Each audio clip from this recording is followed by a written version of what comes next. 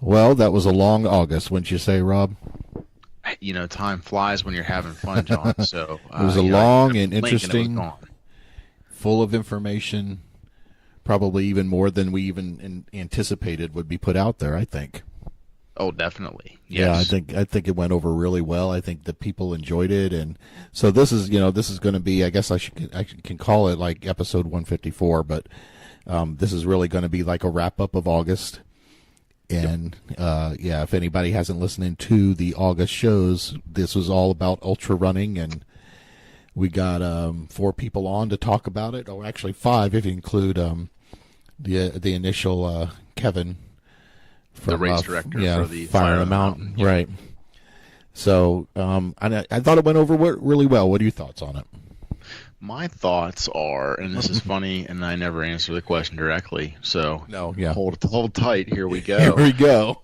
Um, when I say I need to apologize to the two that I interviewed, and that was your conversation. Yours were more conversational, flowed very well. I Well, want to say. that's I think, and I talked to somebody about that. I think that's just our styles.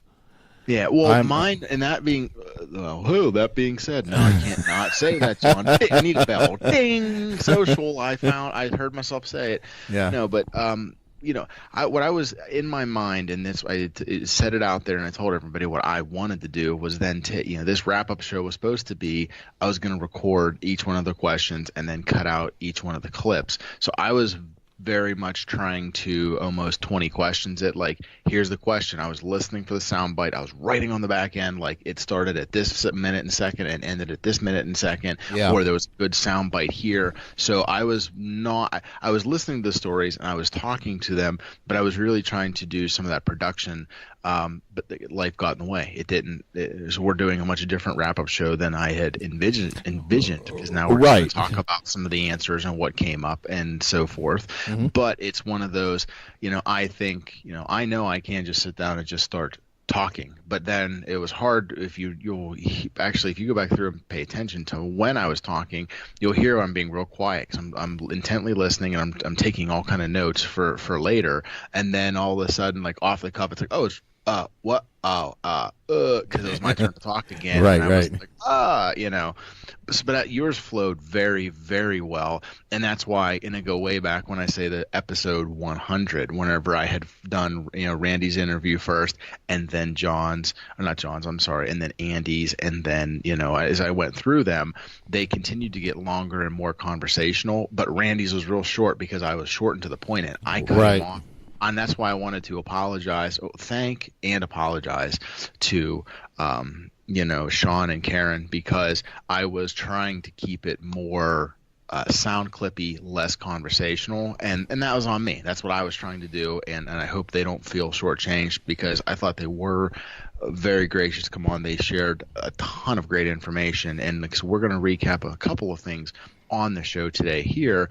And if anyone hasn't listened, we're going to say at least a dozen times, I'm going to say, go back and listen to them. I Yeah, think they were great. right. And there's some common themes I think come up and can be discussed about both, or I don't even want to limit it to two things: runnings or ultra, or just sports and life in general as well. So Yeah, and I think in all the cases, and one of the reasons one we chose those four because we know they're ultra runners and we know they're really good ultra runners and have been doing it a while, and so we wanted to get their take on it.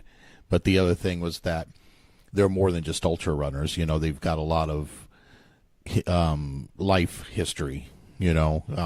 right.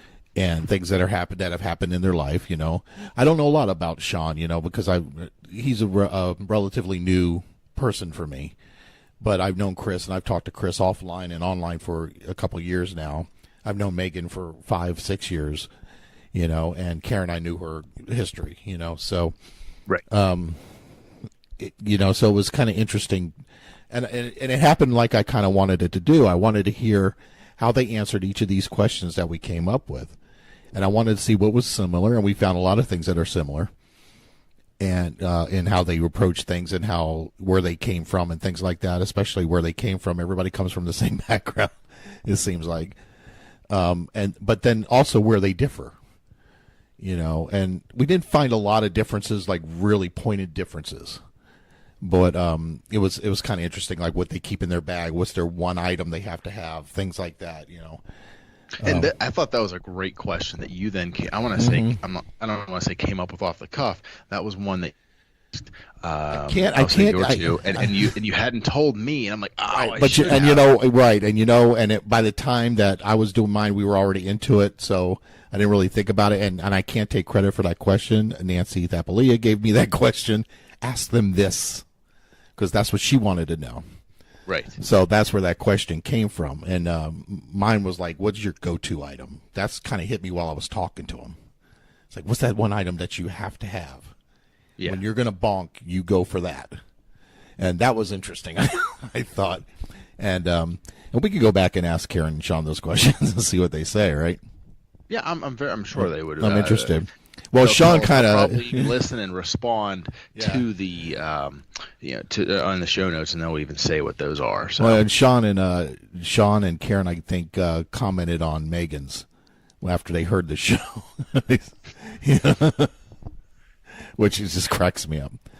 But the one item, I think this is where ultra runners and triathletes are a lot alike. Actually, there's not a lot of what do you call it? There's no embarrassing things about them. They'll do anything. You know, triathletes tend to be like that. They'll strip right in front of you.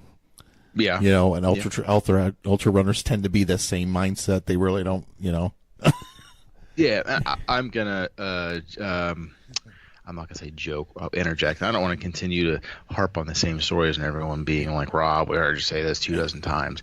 But one of the things, because you would ask it or what do you go to? And Sean had gone through a very detailed, as he was, talking about, or not very detailed, but he said he used to have like a Red Cross kit, if you will, for blisters and this and that. Right. And it's funny. I think, Chris said something very similar with that. Yes. And then, but one of the common themes, and we'll get to the questions, we'll read them and we'll actually interject some of it. But one of the themes, and I just feel like we all go through it as athletes, and I'll share my story yet again. Sorry, guys. But I remember the first triathlon I did, and that was Dam Tri in Meadville. And, it was, 400-yard swim, 13-mile bike, 5K. Well, once again, on the bike, I had like 3 or 4 goos lined up, taped, like I had them, like the pro tip, using air quotes there, with the little part that you tear off, taped to the bike, so you just grab it and you tear it open, right? Yep. And then I had a fanny pack, and I think Chris had said he's not a big fan of fanny packs.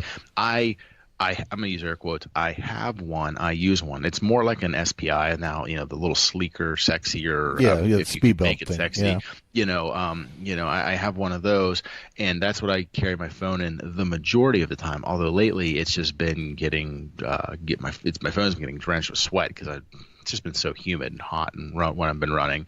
But, and also I've been wearing a hydration vest on my longer runs, so I've been putting it in an upper pocket because I'm trying to simulate what I'm going to do race days.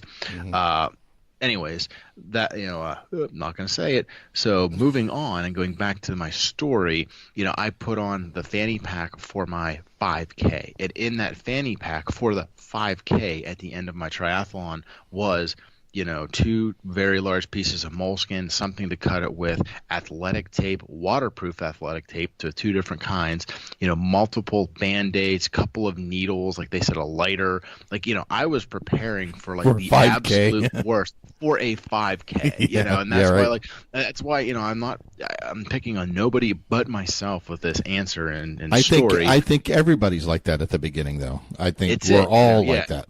And then you find out, like now I go out and it's like, hey, what do you wear on your 5K? Oh, well, I already have my tri-suit on.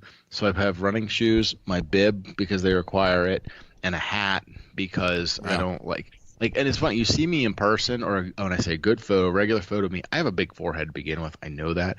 But when it's weird, like blonde hair, when it's like dry, it's fine. You can see it and I don't look that bad. Every single race photo looks like, I'm Mr. Cue Ball completely bald, and that bothers me. So that's why, vanity, that's why I wear a vanity thing, yeah, okay. Yeah. Anyways, so You want to go through? Do you have the list of questions up? I do, and we can. What the questions are? Do you want to hit them one at a time? Yeah, we could do share that. some of the answers, and then like these are just guys. This is just like I said, meant to be a little bit of a wrap up, kind of the common themes we picked up and noticed, because we really want you guys to go back and listen to each episode. They're all fantastic. I mean, yeah, and I think at some point, yeah, and I think at some point we will put the show together like we initially intended it to be. It's just that both of our lives are kind of busy at the moment, and for very different reasons. But eventually we'll do that and we'll put it out. But because I do think it would be kind of cool to do that. But right. It's just our lives are, and it takes some work to do that. You have to go through each episode and pull out little clips, and that takes some talent. Yeah, which I am lacking in, but. So. It takes time, and I thought I was going to have that, and I don't. Surprise! So and in your shows, I think it might have been more apparent what the questions were than mine, because I just kind of tried to throw them into the conversation. Right. So, and I did that on purpose. I told them even before we went on that, I'm just going to, I'd send them the questions, we sent them all the questions first, so they knew they were coming. Right. But I would just say, so what could you go? So what got you started in those? Yeah. But so that was the first question to lead off in the Centers of Two. What got you into ultras? And I think the what I heard, there was a lot of similarities here, especially. Well, I think all of them said that is that they kind of grew up in it. Mm-hmm. Either they, like Meaghan would say, she grew up playing outside in the woods. Yeah. Chris said the same thing, that it was just playing at first, and then it just turned into something. But that was one of the ones that everybody had really the same answer. Nearly identical, and like I said, I actually, because you and I weren't sure if we were going to record this together. I had went through then, like I said, I listened to them all a second time, and I actually took some notes. Yeah. And I'm just gonna. It sounds funny. Funny to me at least. I'm gonna read my one-liners, but it's exactly Meaghan. Play outside. Chris. I just put outdoors because that's what he was always outdoors. Always outside. Karen. The only two, and I'm not even saying these are deviations because both Karen and Sean said the same thing there, that they being outside.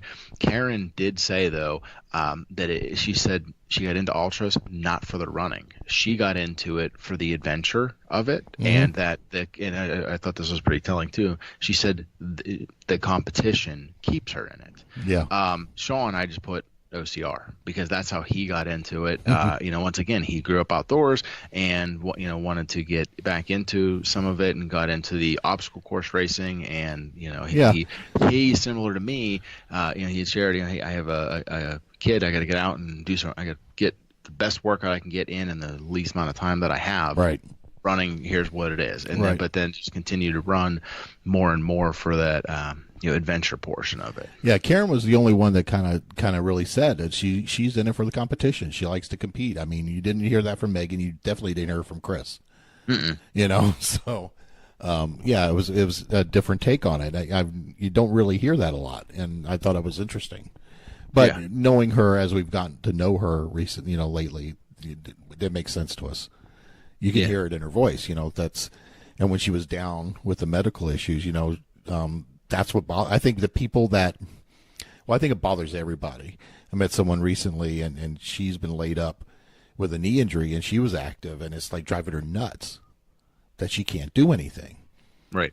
So, I think when you're so active, but I think if you're really in it for a competitive reason, I think it really drives you crazy. Even more so, But, yep. So that was the first question. The second question was, how many have you done, and how many years have you been doing them? It's kind of like a follow up right to it. But so what were some of the answers you wrote down for that? So it was the two questions were, two questions in one. Like you said, it was how many years or how many have you done? And I think our lowest amount of time actually in it would be Karen. I mean, because Karen says she's been in it about 3 years or so. Yeah. And that being, can't say it. So Chris was 2012, and when I say Meaghan, about the same. She had said about 8 years, and the same. When and I'm going to go back to I'm going to just call it the athlete's life, or the lifetime career of an athlete. Right. Each of them said the same thing, or all of them, I should say, and that was, hey, we got into it, and then I kind of got into a little more, kind of like how we all jump in, and the first year's one or two, then it's like a whole bunch of them, and then it kind of tapers back off, and it seems like they've all followed a very similar progression.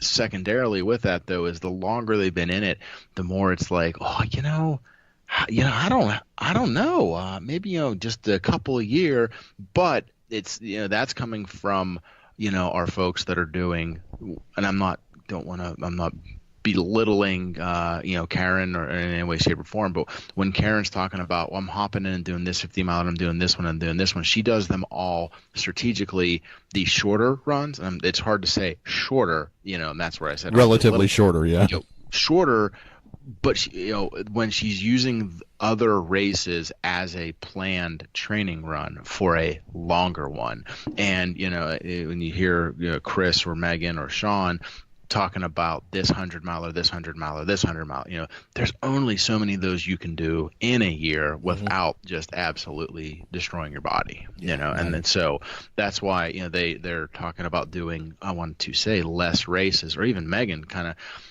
The opinion I was getting, not opinion, my opinion of what she was saying there is, she's really even not even caring about racing or events. She's just out there doing it because she likes to be out in the woods. She likes to be out in nature. So she's out doing the running, the training, and all that stuff.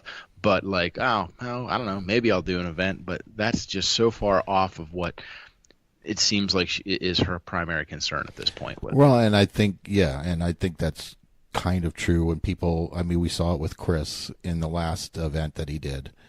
And I think at some point... Can I interrupt you and ask one question, because I'm half deaf? Was he saying vol, like Victor ULL, or was he saying ball, like, Bravo ULL? He was saying VOL, vol. And what that is because of the volunteer state, Tennessee. So that's what it is. Gotcha. Yeah, so it's the vol state. I think we saw it with him in the last one. And actually it was an observation from another listener and someone in the group that wanted me to ask him that, and you heard me ask him that, like the first vol state that we knew him that he did, that he ran into issues. It was more physical, and this was more mental. And I think what happens is that you get so caught up in the racing, sometimes you have to almost step back and relearn or rediscover the fun of it. Right. And I'd get that. And it seems like that everyone's out there for, I don't want to say a different reason at a different time. And, that it was a theme that did come up with it is, our less tenured, folks were more talking about the racing competition aspect of it, and then when I say our more seniored, it seemed like the common theme or thread running through it was just getting out and continuing to do things that they like to do for as long, both in an event, but also for as long in their life as they can possibly do it. Right. And, and that's kind of what the issue I went through with, not with just with trail running, with everything, was that I had to pull back and like almost rediscover it and just kind of stop for a while and kind of find the joy in it again, because it was becoming almost like a job. Yeah. And I already have a job that I don't get paid for, so I don't need another one, but it stopped being a release for me, and a someplace I would go to like relax almost, even though you're training, and it was starting to become like a hassle. And I think when that happens, then, you have to kind of reassess. Right.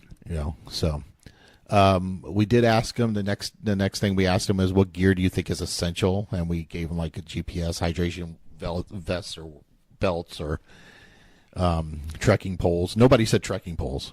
Not one person. Not one person. Not one person. So I guess, hey, I don't need to worry about getting a set not of those. Essential. Yeah. They actually, and we've talked about this before, and even with hydration, if you've got a lot of hydration on the course, you don't even need to carry that. But I know if it's a short enough run, and if you got like stops every 4 or 5 miles, you can rethink that. It depends on the race. Now, if you're doing Vol State like Chris is doing, there's nothing. It's all self-support. Right. So you've got to carry everything. Well, with that though, and this is where I'm going to once again encourage, at least for the second time here, everyone to go back and listen to those shows all on their own for the nuggets of wisdom. I was thinking I was going to hear very specifics. Oh, you need to have this and this brand and this is why. And blah, blah, blah. None of that. Every single one of them are just like, yeah, no, okay, yeah, you got shoes, which that was, and that's something I'm deviating down a rabbit hole, but I'll come back. It seems like every single one of them has had or is recovering from some sort of injury, and it most likely is foot. And that's something that Chris did say, like, I think I got to go back to it now, but in your, what would you put in your drop bag or or essential gear, his was shoes. And you got to know how your shoes perform, go, uphill, go downhill, when they're wet, when they're this, he was pretty particular, and that's a very good, tip to know. And it sounds funny to say, know every little single thing about it. And I could talk a whole lot about what's happened with my feet here lately, but I'm just going to say, it was very intriguing to hear him, to say that. But secondarily, one theme, I don't know if you picked up on it. I did. 'Cause you just kind of said it, but not. And that was, hey, you don't need as much water as you think. Or even you said even water. You can go aid station to aid station. And that was a theme but the theme that I picked up on was you need enough water to get you from aid station to aid station, but not more.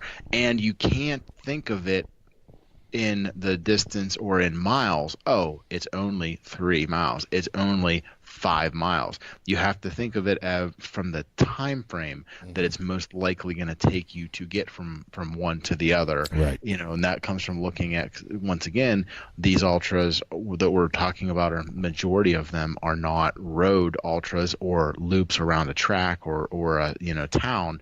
These are either point-to-point type of events, or they're out and backs, or it's through parks and terrain. Is the best way to say it. It's not your road marathon where, if worse comes to worse, you could still duck into a gas station to get something to drink. This is you got 5 miles between point A and point B. You make sure you have enough water to get you there. If that's going to take you an hour or so, or if that's going to take you 2 hours, allocate accordingly. Right, and remember the time frame of the race that you're in. The first 5, it might not be that bad at the beginning of the race, but at the end of the race, you may need, it's going to take you a little bit longer. You may run a 30-minute, 5K at the beginning, but the 12th 5K is not going to be 30 minutes. Right. For the majority of us. Yep. We hit that when we do Whispering Pines here is the 5-mile trail run, 5-mile loop, and you do as many as you can in 12 hours. Well, that first 5 miles feels pretty not easy, but if you don't really need a lot. It should be the easiest it's going to be all day. Right, but that fifth one, boy, you're Yep. to even force yourself back out there, for at least for me was rough. Right. But you need a little bit more. So we did ask them about race strategy, and they all agreed with this one. So it was kind of like a not a throwaway question, but kind of a question we kind of figured they were all going to agree with it. That the race strategy of walking up hills, go fast as possible downhill, and then run the flats, and they all agreed. Yep, that's what you do. But yep. So there was really a lot of discussion about that, but we did ask them then, what is your favorite distance and favorite ultras? And with this one, it was trying to give them all some leniency to go, and they all did go different routes. Some said this length of race, some said this particular event, that is in a certain race or venue, and it was nice to just give them that little bit of leniency to see, and it was more of a gathering information. I don't know if this will be. Hopefully, I go do it, and if I go do the ultra here, it might be my only one I ever do. Right. But it's always good to have those recommendations, especially from what I want to say is our serious our serious folk, our experts that have gone out there, have done a bunch of them. So what's their favorite and why? Yeah, and I like Megan's answer. I mean, the easy answer for her was whatever the next one is her favorite one, but she did mention Infinitus, which I figured that was going to be her answer. But it's interesting. I mean, I've only done one. I've only attempted. I haven't done it. I only attempted one ultra, but I've done quite a few trails. And even though I, was miserable at Infinitus, that's my favorite one. Right. I was hurting. It was miserable, but that was fun. And I would do that again. And I'm actually thinking about doing it again next year. So, or giving it another shot. But I kind of figured that was going to be hers. And Chris's was, I think he said his favorite distance is a 50 miler. And he said that's where he performs the best. And that's, that's what he looks for. But then he's out there running 300 and something miles, for Vol State. But well, I think, and then that's why you have to, and I'm going to say take it with a grain of salt, you got to, once again, go back and listen to these in context, because you have Chris, who is out there doing these, and I'm going to hit 3 or 4 things he had said. He's out there doing Vol State, multi-day, super, alone, everything, and also then talking about Icarus and these multi-day or multi-stages or events. But he had said the 50. You said K, correct? Right, 50K. Or did he say 50 mile? I wrote down 50 miler. So 50 mile, because he had said that's about the best, or where you can go hard. And that's why coming way back to anyone who, if you're just going out for your first run, we still stand by or say a 5K raced hard, or raced with everything you got, training and to put in for that is going to be just as hard as maybe a 10K or a half marathon. Because and that's where, putting it in perspective, what I took from it, that for Chris, not putting words into his mouth, that's what he's saying is, hey, this is the maximum distance where you can really race it. Past that, now it's like what he had said about the Vol State, where if you need to take a day off, or lay down and sleep for a half hour at an aid station, or spend the whole night in a hotel, right, you do it. And that's like the a bike race I got coming up here that's a 22 miler versus Race Across America, where you're going coast to coast. It's a much different strategy in what you're trying to do, and how hard you're actually you're pushing at your maximum effort, so to say. Yeah, there's it reminded me of kind of a show I've been watching. If you have Amazon Prime, there's a show on there, and now the title of the show is going right out of my head. I think it's Outward Bound or Onbound or something like that, and it's like it's a series, and it's two guys like racing these ultra events around the world. They take 5 months and they do like one a month or something like that. But it can be stand-up paddling in Vietnam, or canoe racing in Peru, or ultra running and it ended up with a triathlon in what was it? It was some European state. The triathlons or something like that. So, but one of the things, I was watching a bike ride. They were doing a bike ride race, and the one guy, he was like dead to the world. He just wanted to quit, and then he said, "I'm going to sleep for 3 hours," and he slept for 3 hours, and then he woke up and he was fine. Yeah, he says sometimes, and that's what he says. Sometimes you just need a break. It can work wonders if you just stop for an hour or so. Yeah, and it's better than trying to push through sometimes, Yeah, going slightly out of order of our questions, and I'll say that, and this is my summary. Once again, I'm typing notes while out running and jogging. Right. While re-listening to Sean's, that the things he had said is don't quit. What he was saying in context there was, hey, your foot's gonna hurt, and then a half hour later your knee's gonna hurt, and this is gonna hurt, and that's gonna hurt. Yeah. It's just gonna keep going, but don't quit. And what he had said is he knows a lot of people that 20 minutes after they've turned the bib in are just upset because they're like, oh, I can go on. Right. So my summary or summarization of what he was saying is, you can't unquit. If you're in the race, if you need to take some time off, I say time off. If you're literally even in the race, you need to take, whether it's a minute or 15 minutes, you can still finish.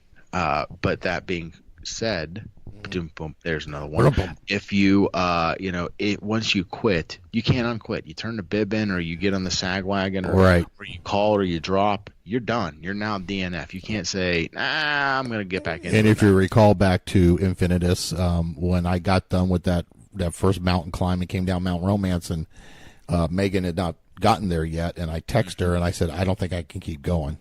Yeah. This is just hurting too much. And she said, do not drop. Yeah. I am almost there. Do not drop until I see you. Right. And so I said, I haven't dropped yet. I'm sitting here. And she goes, okay, just wait for me. And she told me, she goes, this is a multi-day event. You're not going to make it the 100 miles, but she goes, why don't you sleep? Take the night, sleep, see how it feels in the morning. And if it feels fine, then go do it. Right. It didn't, but that's what she was saying. Don't drop until you absolutely have to. Mm-hmm. And there's a reason, and I think a couple of them said that, Sean, kind of in a roundabout way saying, and I think they all were kind of saying that is that, and it kind of feeds into the next question. It's like the strategies on your first race. You're going to hurt. Yeah. Just accept it. There's something's going to hurt. Yeah. You cannot run 50 miles, 100 miles, 250, whatever god-awful amount there is, without something hurting. So you have to be ready for that mentally. And there's a difference between being hurt and being injured. Yep. And we've talked about that before. It's like hurt happens, hurt you can work through. Yes. Injured is different. Injured, you stop. Yes. So yeah, that was kind of like our question was, what one piece of advice would you give to a first timer on their first attempt? Well, you've never really done one, but you're about to. Mm-hmm. So it was really a question for you, and it really came down to that. Just accept it that you're going to hurt, and then in the middle of the race, the next question was, what would you say to the same person in the middle of the race? Keep going. Yeah. Meaghan's thing is like you need other people. Well, I'd say my notes, and I'm scrolling because I actually have them listed, but I don't have the same numbers because I missed some questions for some people and so forth. Mm-hmm. But Meaghan's, what I have from her was, you can do it, and ask those that have. Ask those that have been there, which is what part of this whole reaching out and having these, I'm going to say experts on. These are all people that have done this. They've been where I am, and I'm going to say technically you've been where I am. You've went and attempted an ultra race. Right. Yeah, I know what it's like, to actually get out there. Yeah. So this is where it's at. You could. Meaghan says you can do it, and ask those that have. Karen, her advice was relax and run your race. Don't worry about what other people are doing. And there was a great conversation we had about, she says, hey, just step to the side, let people go. Good, is you're going to catch them, you're going to pass them. She said, if the race is long enough, you're going to meet everybody once or twice. Yeah. So she said, relax and run your race. Sean said, hey, don't quit. And this is where I already said he said, don't quit. You will regret quitting. He said, that's where I summarized, you can't unquit. That was in the show as well during the bike ride, that when his brother was with him. Yep. And he was the one guy, and his brother kept telling him, it's like, you're going to wake up in the morning. If you drop out, and you're going to wake up in the morning and kick yourself in the ass. Yeah. Because you're going to feel better. And you're going to say, I could have done that. Yep. And you're going to do it. So don't quit yet. Just, keep going until they don't let you go anymore. Yeah. One piece that I had wrote down, and this is for Chris, and in this, I actually tried to type a little bit more, and I actually kind of hit rewind 15 seconds, listened to it a couple of times. I listened to it, like I said, several times. But his wording for it was, set the right time frame for expectations so you don't get hurt physically or emotionally. And that is, hey, I think he said, unless you're John, you don't jump from a 10 miler to a 100 miler. You have to set, whether that's weeks, months, or years for somebody, you set the right time frame for the expectations for the training to get into it. But he was also saying, set the right time expectations, for the race, and that's, I forget it was him or if it was possibly it was Karen, stands out in my mind. If it was one of our other two, I apologize for not giving credit, but it was, hey, if you're normally a mid-pack runner, go look at the race and see where the mid-pack runners come in. See where they speed up, see where they slow down. Right. You'll get an idea on pacing from these people, because that you could expect if you've been mid-pack everywhere else, you're probably going to be mid-pack here as well. Well, I think it's just going back to that. I think we have to be a lot more realistic with the goals we set for ourselves going into that, kind of thought process.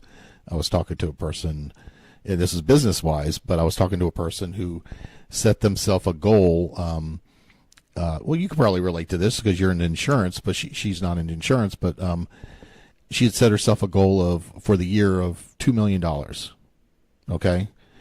And she was seeing herself as failing this year because she wasn't meeting that.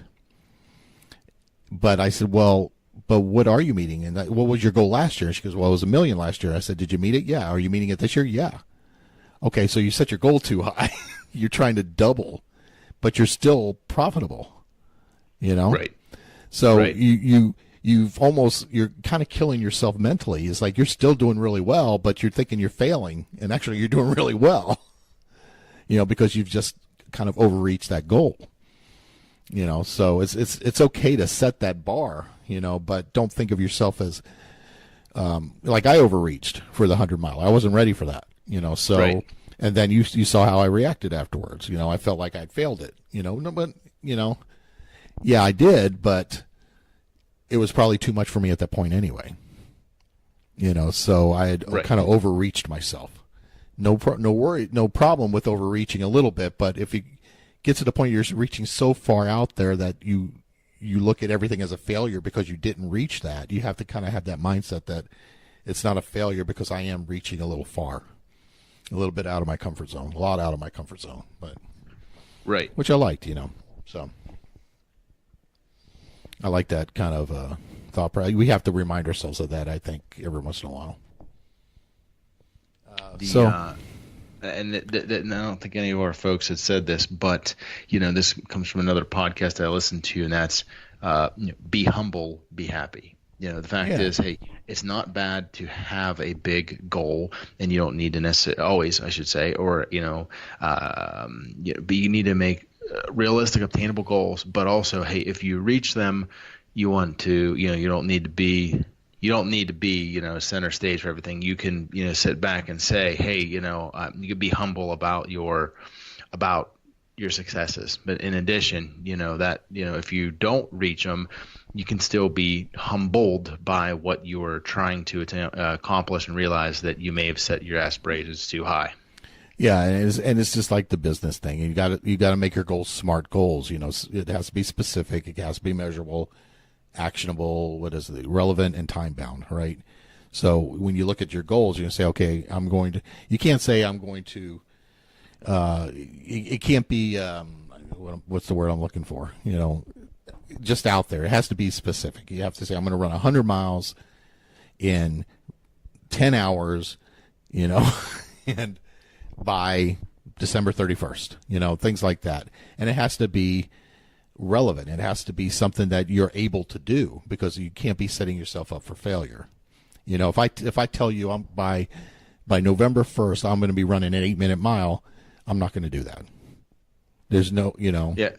I believe in it. I think you said it. I'm going to go through it. It's specific, measurable, attainable, relevant, and the last part that you're saying there is that time bound. Once again, if you're going to say, hey, I'm going to run an 8-minute mile, that's specific, that's measurable, but is it attainable? But the other part too is that whole time bound. If I say I'm going to run an 8-minute mile, okay, Rob, when are you going to run an 8-minute mile by? I'm going to run it by tomorrow. That's probably not realistic, but I'm going to train and I'm going to run an 8-minute mile by December.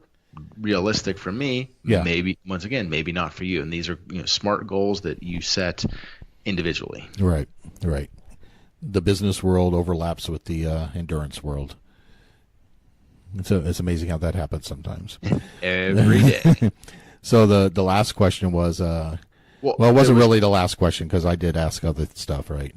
Well, there was two pieces, and we kind of went through one and then went down our own rabbit hole. Okay. The one was, what piece of advice would you give somebody brand new up to 1 second before the race? Yeah. What would you then give that same person during the race? Yeah. And most of the same advice came out, or they had already given the advice through it. So please go back and listen to them. But like I said, the couple that I've picked out there is, Meaghan. She had said, put your head down and just go. At that point, you're in it. You're in it. Just do it. Right. Karen had said several times, and my abbreviation, and I'll go a little more into it, was run slow, walk fast. And she had said it the same thing, a couple different ways, and that was, she would tell anyone, and she's told Lloyd, and that's, run a little slower than you think you should be, and walk a little faster than you think you can.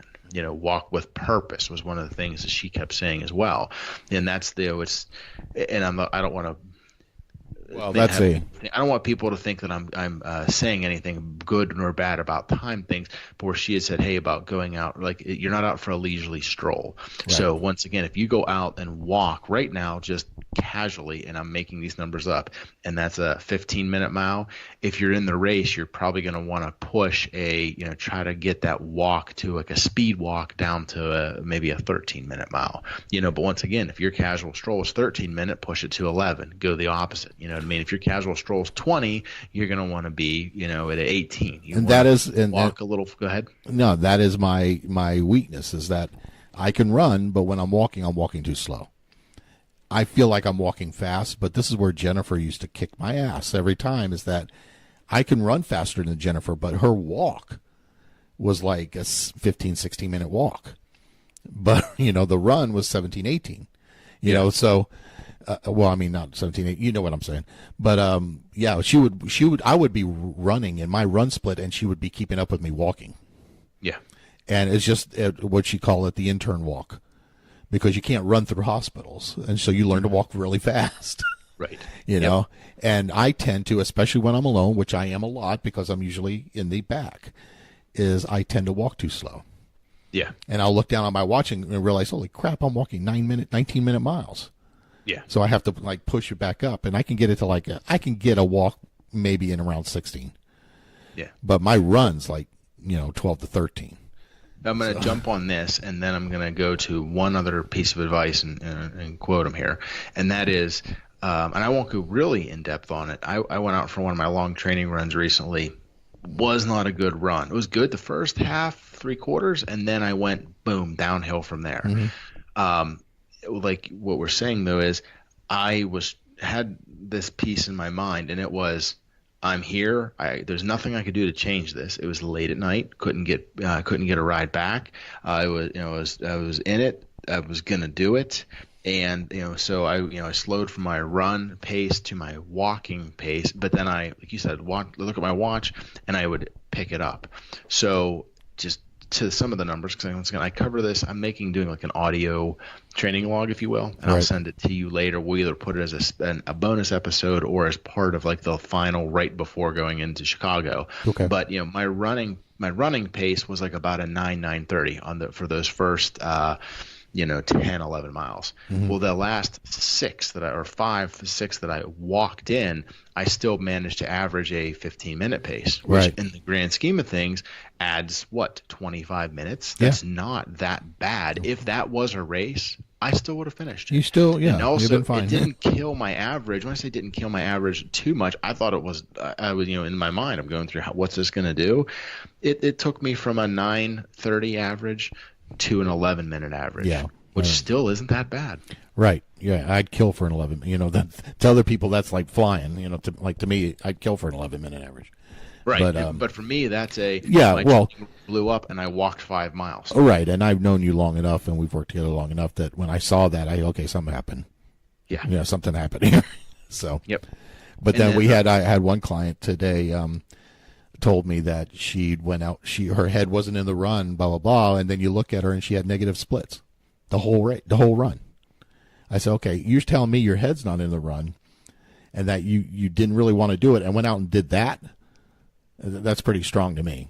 The funny part, you would maybe want to respond to her, and you said her, so I'm saying her, and I don't have any idea who it is. You might want to say, hey, your head wasn't in it, but say it a different way. Maybe she needs to get out of her own head. If she's thinking she's not doing good in the run, but once again, she got faster every mile. Yeah, I think that's badass to me. I mean, normally when my head's not in it, my runs, you can see it. But, she's telling me her head wasn't in it and laid down like really good negative splits. It was a 3.5 mile run, but it was like every mile was faster. She got faster, and which is really good, so that's what people are training. Kudos. Go out with it. Yeah, right. Yeah. The one last, and I'll say it this way, and we had already stated this previously, but I want to re-interject it here, and that was, Chris had said, in the race, I'm summarizing, during the race, he would say, get a mantra in your head. But the mantra, most of the time I've heard somebody say a mantra is like, I eat hills like candy, or, slow and steady, wins the race, or however. But what he had said was, I'm going to run all day. Put that in your head and think of time, not distance. Mm-hmm. So using the Fire on the Mountain as an example, they have a 10-hour cutoff, 18-minute average. So if I realize I'm starting the race at, let's say I have to go look at it. I should have known this offhand, but I don't. If the race starts at, 10 a.m., I'm going to run all day. You're running until 6. Done. Yeah. I'm going to, is it 6 or would that be? It's 12 hours to 8, so it's 6 o'clock, yeah, if it starts at 8. Yeah. Okay. Well, I said 10, so 10 to 10 8. To be 8, yeah. If it starts at 10? Way, but yes. So if it starts at 8 a.m., I will be done by 6 p.m. And basically get it in your mind, I'm going to run all day. And that's what he had said, and that's a big part behind these ultras, different than some of the, other races. And I don't want to say shorter, but, by comparison then, a marathon's going to be a shorter race. A half marathon's going to be a shorter race, but you can still put that in your mind. I'm going to run, start thinking of time instead of distance. Know roughly where you're going to be. I'm going to run for 3 hours. Well, go run for 3 hours. That's what you can do, A, in training, but B, you could also do that for, race day. And that's just then if you're feeling better and going faster, you're going to get done sooner. Right. And that's how I did train for Infinitus. I would run for time. I wasn't really running a lot for distance. I would go out and run a 5-hour Christmas Day. I remember Christmas Day 2016. I did 15 miles. And that was my Christmas, but there's no Merry Christmas, John. Merry Christmas, go run 15 miles. Yeah. And speaking of that, like every client I have has a long run next Sunday, because when it's my birthday, you get a long run. You have to go run for me. I remember that. Last year you called it John's Suffer Run. John's birthday run. So everybody next Sunday has to run, except one. I let one off the hook this year. But do we want to admit that that's me, or are we going to say was it you? Well, it is you, isn't it? Yeah, it is you. On the calendar, I asked for a deviation. That's right. Or a substitution because I had a 15-mile long run. But there's a bike race that is literally outside the door of my house, and I have friends that are coming into town to do it. So the idea or the substitution is, hey, I'm going to do this bike ride. How much more running should I do? Yeah, yes. I answered you on that. It's not you. It's somebody else, and I even put on Training Peaks. You're lucky. I usually give people long runs on this day, but she lucked out. So mean, John. I know. So mean. Hey. If I have to get older, you're going to run miles. If I have to get older, my clients will pay. Generally, that's what your Training Peaks notes say. Happy birthday. So we did go into like some extra stuff, and we talked a little bit about it at the beginning, but I had like questions come up. It's like, and what I was looking for is like, if you have a drop bag, what do you have in your drop bag? And then if you're about to bonk, what is your go-to item? I felt that would be interesting. and that got some interesting answers, I think, but none more interesting than Meaghan's, I think, for her go-to item. So we want to talk about that. Yes. Yeah. So we call them pant Fritos now. Because how does she put it? Is like she said something about she always has a bag of Fritos down the front of her shorts. Yes, her exact verbiage, because she won't. I'm gonna say she's not gonna say she's vain, but she's like, well, if you see me, I'm very thin, and I'm this and I'm that, but I always have a pooch, and that pooch is Fritos, like literally Fritos. I just thought that was hilarious. It's like she's got Fritos, and it's like, and you can have some of my Fritos, but I don't know if you really want them. But so that was her go-to item. I did ask, I thought it was a good idea, and I don't even know why I didn't think of it, but Chris, I think, is the one that said he always has extra socks, to change out of, which is brilliant to me. I don't know why I didn't think of that. I'm jumping in on Chris's there, because he had said, once again, and I'm not saying this in a bad way, he's obsessed with feet for the smartest reason, because that's to the runner, that's everything. But, so... not getting into too much stuff, I did get a new pair of trail shoes recently, so I've been wearing them for the last week. I ordered a set of Ultras. I'm in and out of all kind of different brands, different times, and Ultras did very well for me. I did like the cushiness of them previously. They just the shoes seemed to deteriorate and didn't last as many miles as I would have liked. So I did order an Ultra trail shoe, and then just a couple days ago, I actually ordered 2 pairs. Brandon Miller in a group actually talked, and he loves Ultra Escalante, I think is how you say it. And kind of on his recommendation, I bought 2 pairs. I mean, they have a 30-day try it, and if you don't like it or something's wrong, return it. So and it's funny to say vanity. I bought one set because they're gray and I thought they looked nice, and I bought the identical set in green because they're going to match my kit, my mother-in-law memorial stuff. So anyways, though, my question, it sounds funny, that I would have asked Chris, and he'll listen and he'll be gladly share. Oh, he'll answer. Yeah. So I'm planning, or what I don't know is, he had said 2-3 things: extra socks, pair of shoes half size bigger because your feet will swell during the race, and also he had said a couple other things. My question is, should I plan to start my race in trail shoe A, which is my Saucony, basically like the Convara but the trail version, the Pro Grid or whatever they call them there? Should I start with those shoes and then switch into the Ultras potentially later on in the race? Or should I start the race in the Ultras, which are more cushiony? But then that's almost like you can go from the stiffer to the softer to give your foot that little bit of cushioning. But if I start in the cushioning, I could put the at this point extra pair of trail shoes is going to be a stiffer, more restrictive shoe. Like it's still a large shoe. It has a nice sized toe box, decent tread on it. It's just a matter of, would it make more sense to go from the stiff shoe to the soft one, or start in the soft one and basically realize I'm going to have to stay in the same shoe all day then? Yeah, I think, personally, I would tell you if you're going to change shoes, to go from the stiff to the soft.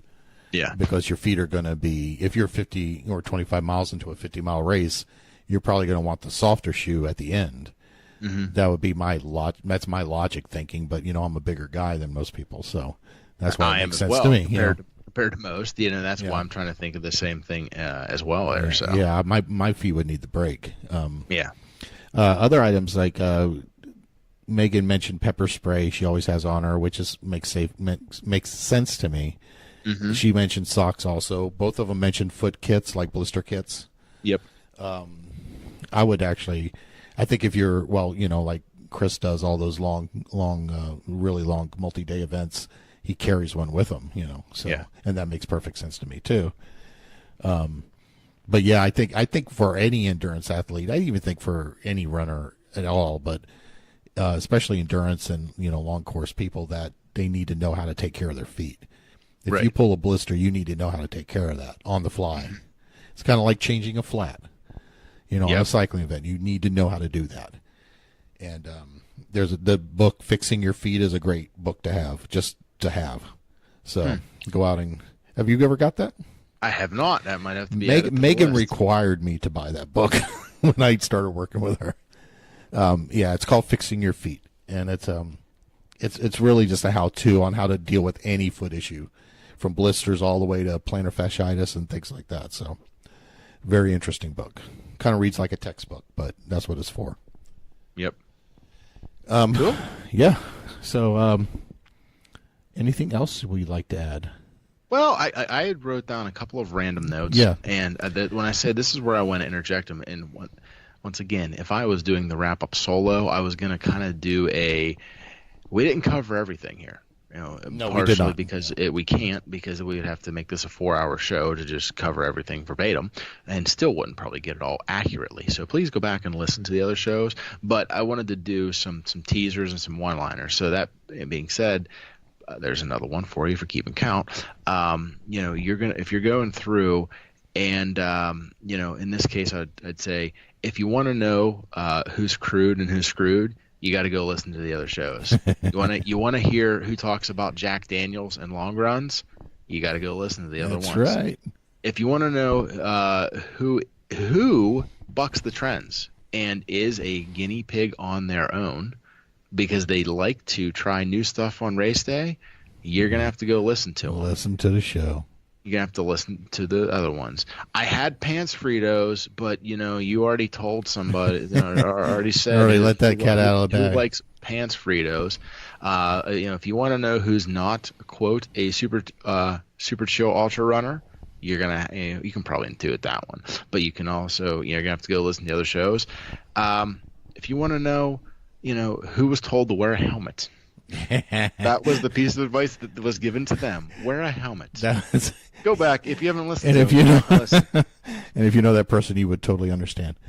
And my favorite one I told you, and I think you actually used it in the show notes, was when they likened endurance racing to spreading peanut butter across Wonder Bread. Yes. And so, if you want to know if you want to know how it's like that, then you have to go listen to the shows. Yep. But yes, I thought that was a great metaphor. Yes. It made perfect sense. It made perfect sense in context, and that's why we're saying go listen to it. That's right. Not just because it's nutty and delicious. Wait. Kind of like the ultra runner himself. Oh my God. Okay, so themselves, John. Themselves. Yeah. Anyway, what did I say? I think you said himself. Did I? Well, I meant themselves because they're all nutty. That's what I meant. There, yeah, okay, good cover. We'll just not edit any of that out. John's out of the closet.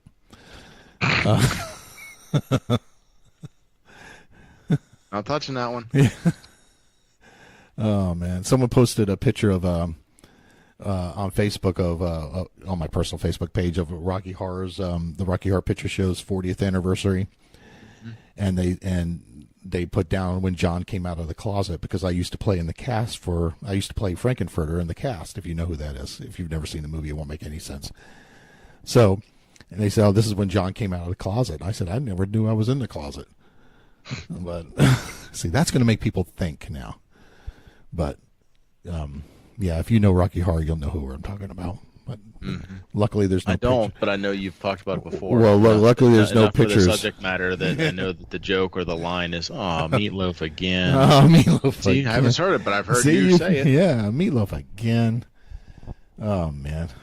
Okay. So basically, that's the wrap up of Ultra August. So in September, what are we doing? So September is Try September. September. So what we're gonna try to do this for September. I see what you did there. Yeah, I saw what you did. So we are gonna lead off with, and I'm gonna try to give the rundown of what is coming.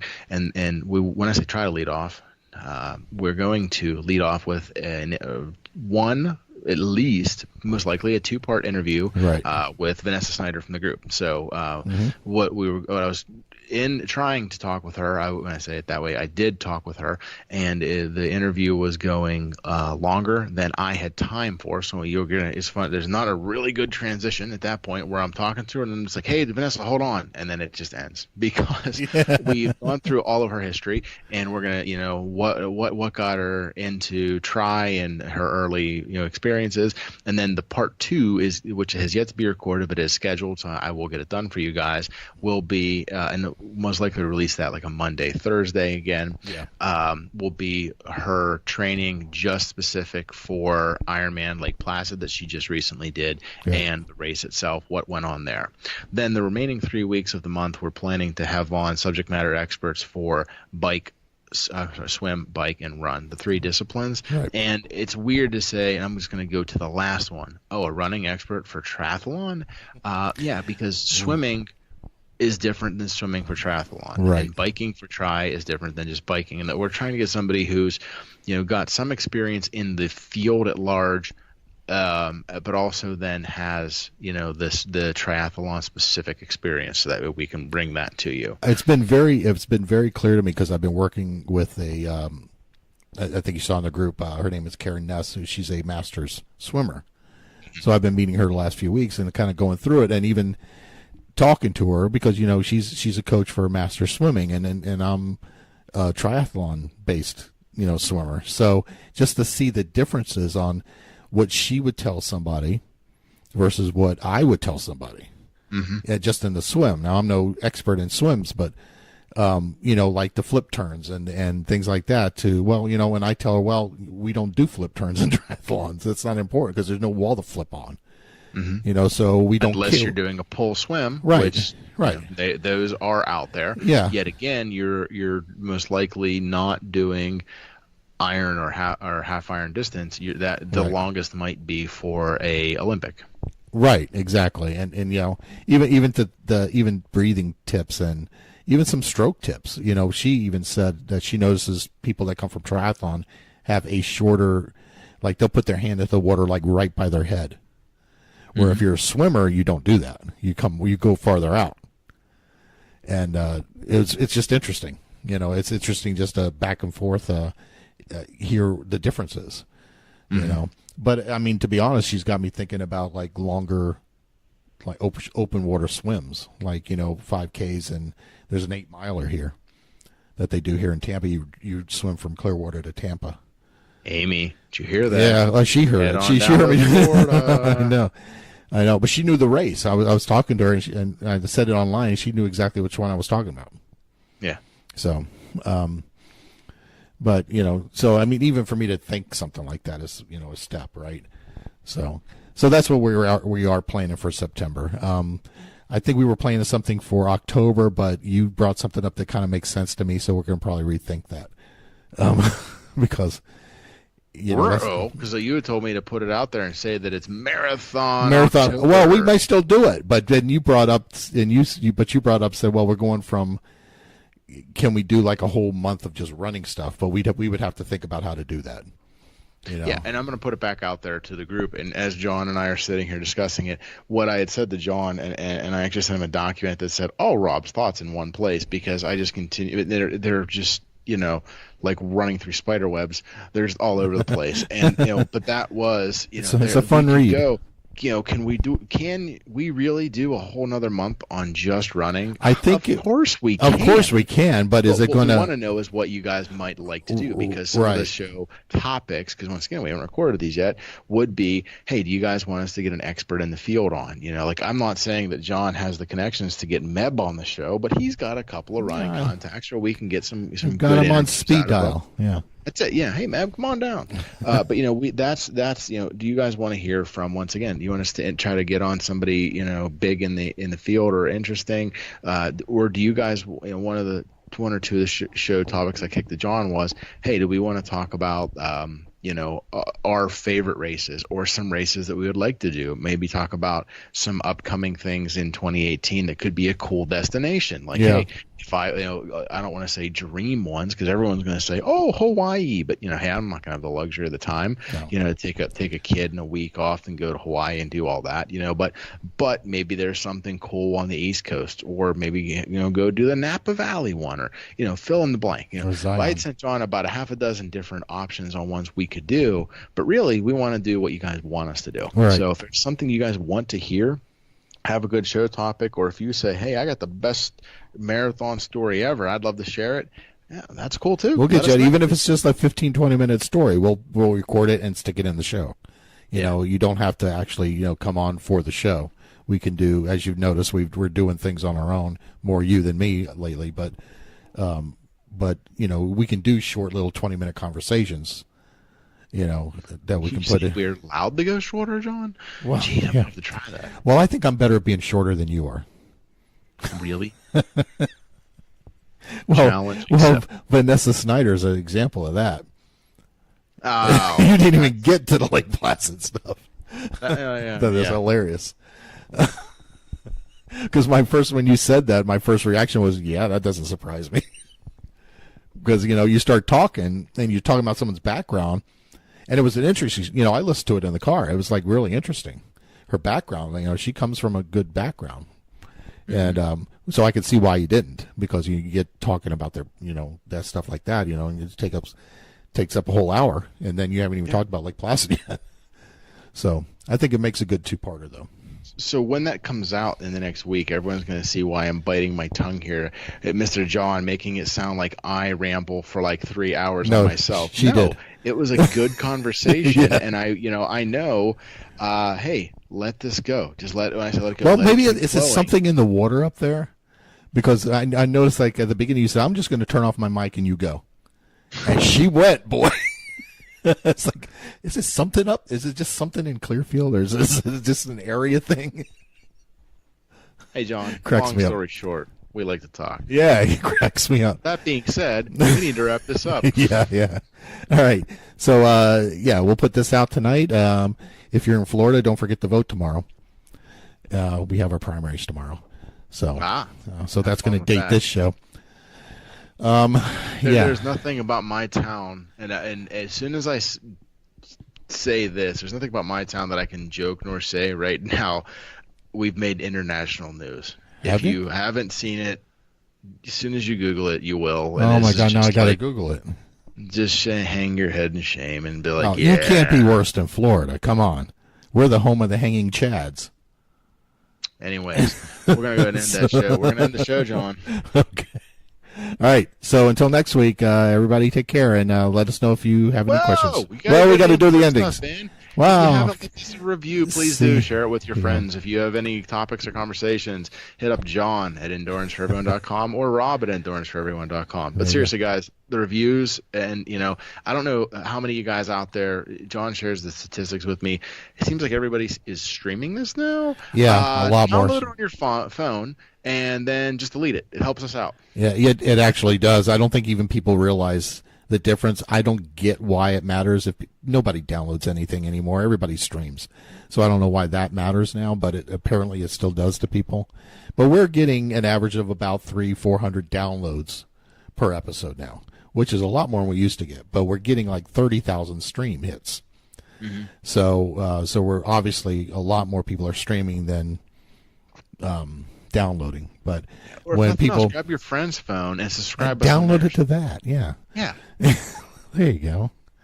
So, and then while you're at it, leave a rating and a review. Right. And remember the 5-star, little thumbs up emoji. We're good to go. Yeah, I want to thank Jenny Cabezas also for kind of jumping in on the Instagram stuff and posting stuff, and Roxanne is doing it again. So that helps. Like Polaroids? Huh? Are those like Polaroids? John's yeah, come on, never mind. Yeah, but I've reading on how to get our name out there a little more. Instagram kept coming up, so, and I don't think about it half the time, and I know, so that's why I put out, like, if anybody can help, I'll give you the password, I'll give you the login and the password. So 1, 2, 3, 4. Yeah, that's not it. But if you know me, you'd probably be able to guess it. But so I want to thank Jenny and Roxanne for helping out with that. sometimes it's weird that I'll go on there and say, it'll say like, teamE4E got all these likes, and I didn't. What the hell is that? And I said, oh, Jenny must have posted that, because I'm not, paying attention. So any as I said before, and on any social platforms, it's teamE4E. If you look on Twitter, if you look on Tumblr, if you look on Instagram, Facebook, it's all going to come up as teamE4E. So use the hashtag, use the login for those, and join us online and kind of help us get the name out there. And if you're not going to use our hashtag, go use Pete's, because hashtag Pete Better Today is great, and he loves when you put hashtag Team Gretchen. I mean, I'm just saying. I've only done that once, but every time I talk about The Bachelor, Team Gretchen. All right. So we'll talk to you next week. Sounds good. Talk All to right. you later. Out.